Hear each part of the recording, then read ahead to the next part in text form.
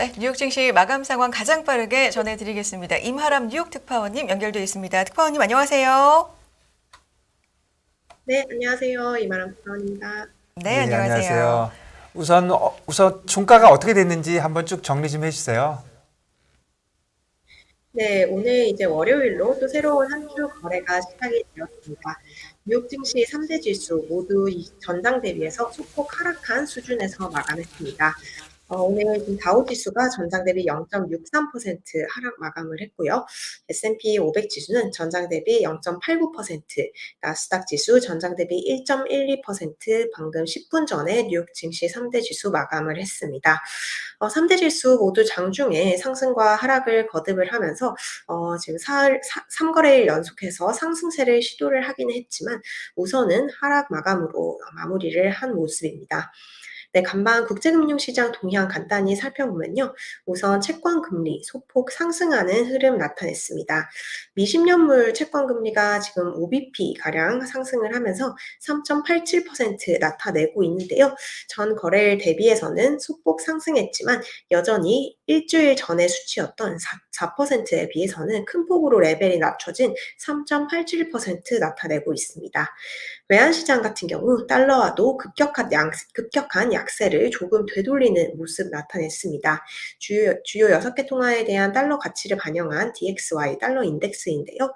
전장 대비 0.5%가량 상승을 하면서 106.8선을 나타내고 있습니다. 전장 대비해서는 상승한 모습이지만 최근 달러 인덱스가 이제 110도 상회했었기 때문에 여기서는 조금 진정이 된 모습으로 볼 수 있을 것 같습니다.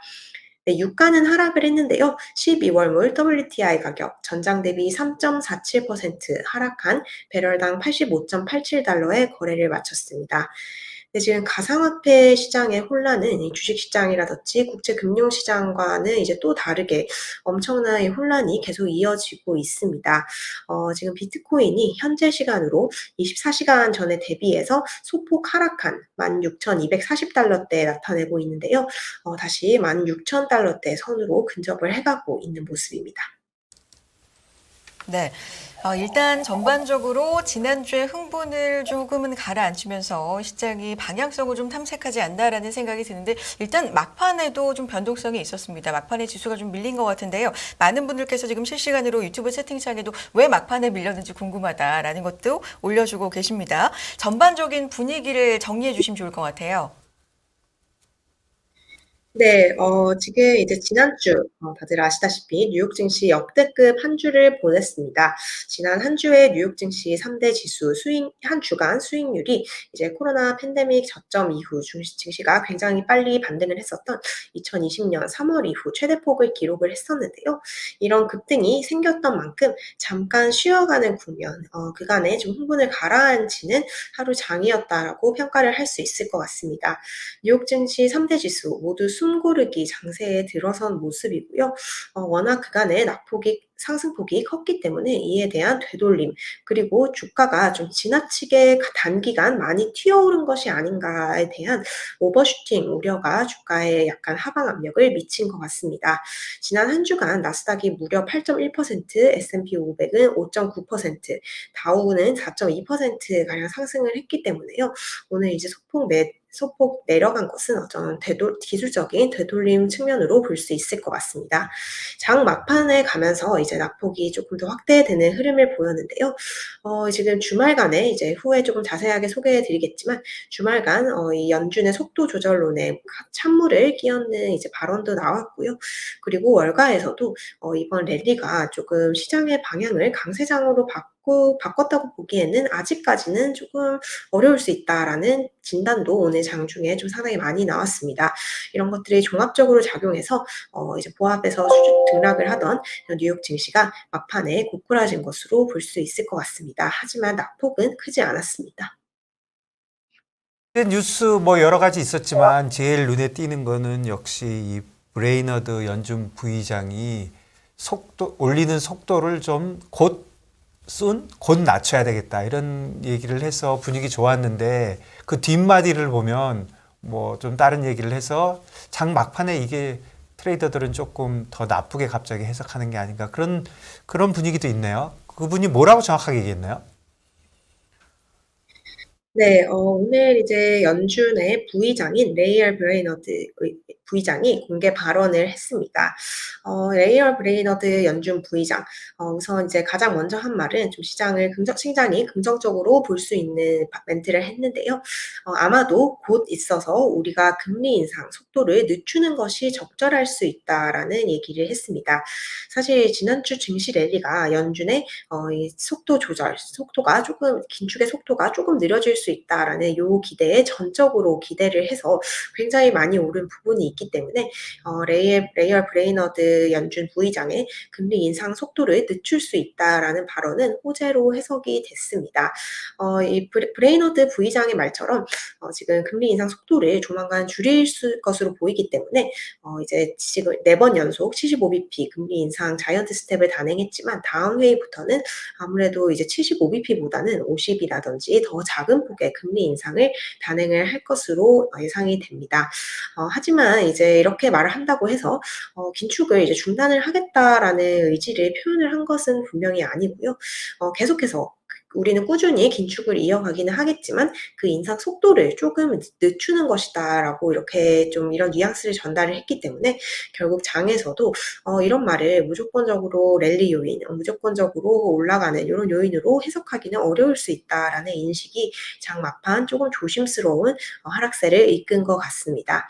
이제 주말간 있었던 이슈이지만요. 크리스토퍼 월러 연방준비제도의 이사도 이렇게 조금 시장에 지나친 기대감에 찬물을 끼얹는 발언을 했습니다. 인플레이션이 분명히 둔화한 것은 맞지만 금리 인상을 완료하는 시기까지는 아직 갈 길이 멀다라고 강조를 했었는데요.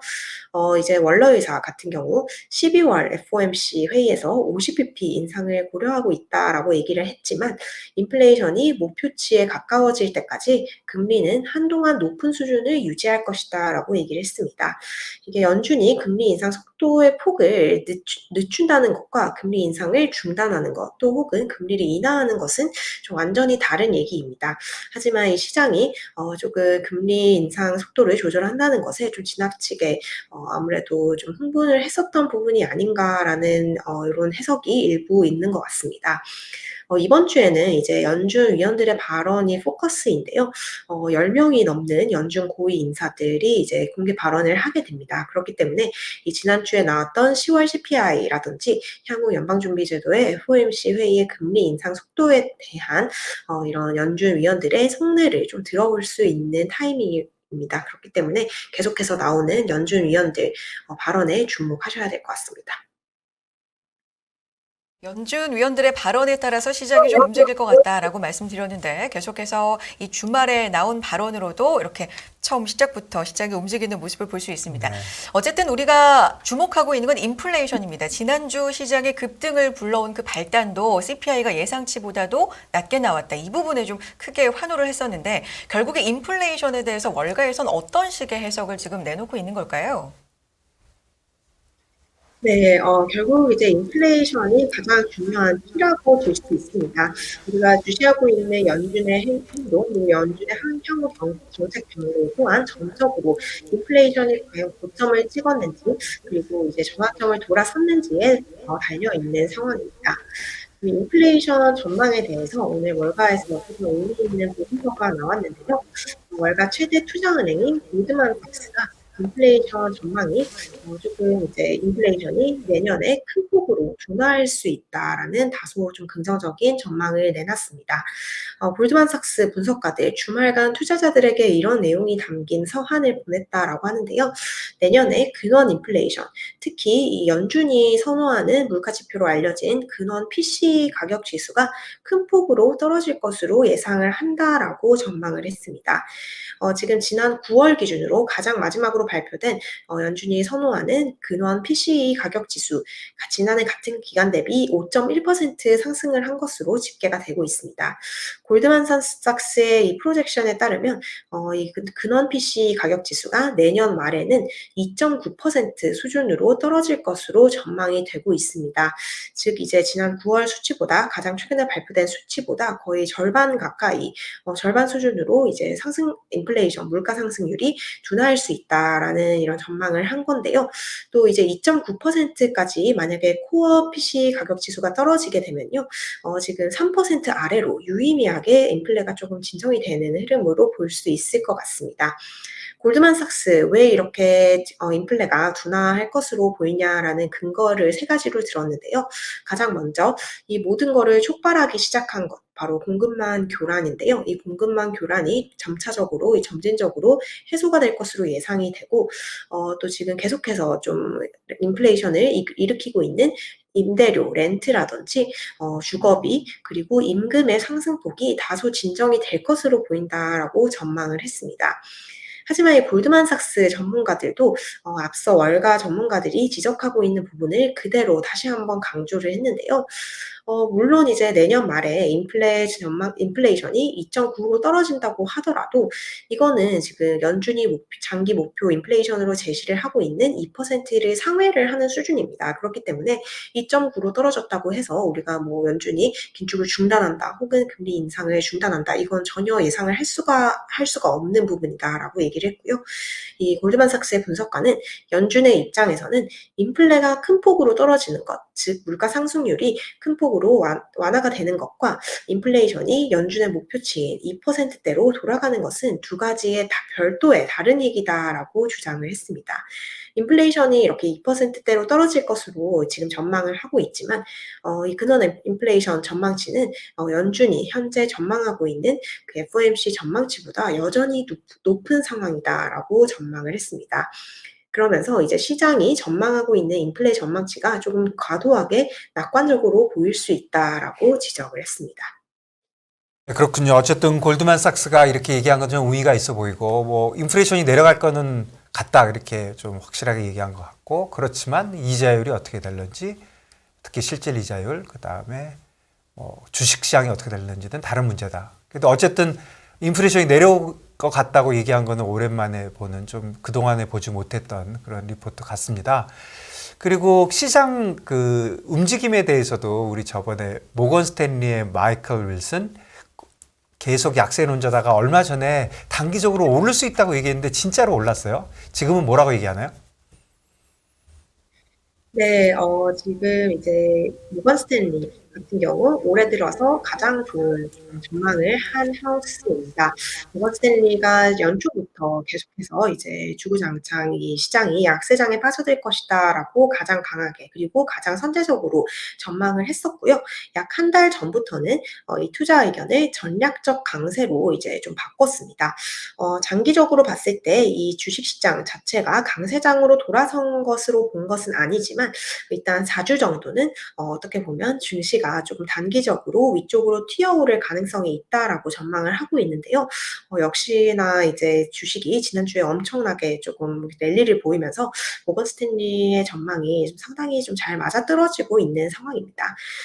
지금 모건 스탠리 같은 경우 오늘 주말간 다시 보고서를 내면서 내년 스탠더드 앤드 포스 전망치, 이제 S&P 500의 내년 전망치를 제시를 했습니다. 내년 말에 이제 전망치를 3,900선으로 제시를 했는데요. 3,900선으로 보면 이제 4,000보다 아래 수준으로 현재 수준에서 큰 차이가 나타나지 않는 수준입니다. 한마디로 1년 동안 올해 지금부터 내년까지 1년 동안 S&P 500이 현 수준에서 좀 답보를 할 것이다라고 본 것인데요. 이 3,900이라는 숫자만 봐도 이렇게 긍정적으로 보이진 않는데 그 내용은 더욱 좀 안 좋게 제시를 했습니다. 이 마이클 윌스 모건 스탠리 수석 전략가 이렇게 주장을 했는데요. 만약에 내년 1분기 정도의 특정 시점에 이제 S&P 500 기업들의 어닝, 즉 실적에 대한 본격적인 우려가 시장에 반영될 경우 S&P 500이 3,000에서 3,300까지 하락을 할 수 있다라는 좀 무시무시한 전망을 했습니다. 이렇게 주가가 큰 폭으로 3,000 수준까지 폭락을 하고 나서 그 다음에 다시 이제 성장이 회복되면서 결국 연말 갈수록 올라가서 3,900으로 지금 수준을 유지하는 수준으로 될 것이다라고 전망을 했는데요. 마이클 윌스 모건 스탠리 CIO는 지금은 이제 베어마켓 랠리 지금 나타나고 있는 장이 조금 일시적인 어떤 반등이 일어나고 있지만 여전히 이 장은 약세장이라고 전망을 하고 있는 것 같고요. 특히 내년 기업들의 실적 그리고 EPS 전망치에 대해서 대해서 상당히 강한 우려를 이제 표시를 하고 있습니다. 지금 이제 거의 11월 중순이 다가가고 있기 때문에 점점 이제 월가에서 내년 S&P 500 그리고 S&P 500 전망치가 나오게 되는데요. 이 내년 전망치 월가에서 어떻게 보고 있는지를 이제 좀 보시는 것도 주식시장의 향방 월가에서는 어떻게 보고 있는지를 보시는데 큰 방향성을 제시할 것으로 생각이 됩니다. 네, 확실히 CPI 발표 이후에 많은 분들 또 많은 기관에서 다양한 의견을 내놓고 있기 때문에 시장의 방향성을 뚜렷하게 잡지는 못하고 좀 예측들만 많이 나오고 있는 상황인 것 같은데요. 인플레이션에 대해서는 또 다른 의견들이 있습니까? 궁금하네요. 네, 지금 이제 인플레이션 관련해서 오늘 기대 인플레이션 지표가 하나 발표가 되었습니다. 향후 기대 인플레이션이라고 하면 이제 미래 인플레이션이 어떻게 나올지에 대한 전망치인데요. 오늘은 이거에 관련해서 조금 좋지 않은 소식이 전해졌습니다. 뉴욕 연방준비은행이 이제 미래 인플레이션, 기대 인플레이션에 대한 설문조사를 이제 매달 진행을 하는데요. 미국 소비자들이 지금 보고 있는 단기 인플레이션 전망치가 좀 상당히 높은 수준으로 올랐고 이 수준이 지난 7월 이후 여름 이후 가장 높은 수준으로 집계가 됐습니다. 뉴욕 여는 조사에 따르면 이제 미국 가계는 지난 10월에 1년 후 인플레 중간값을 5.9%로 예상을 했습니다. 한마디로 말해서 내년 10월, 2023년 10월에 인플레이션 전망치를 5.9%로 전망을 한 건데요. 바로 앞선 한 달 전 수치인 5.4에 비해서 0.5%포인트 오른 수준입니다. 7월 이후 가장 높은 수준이고요.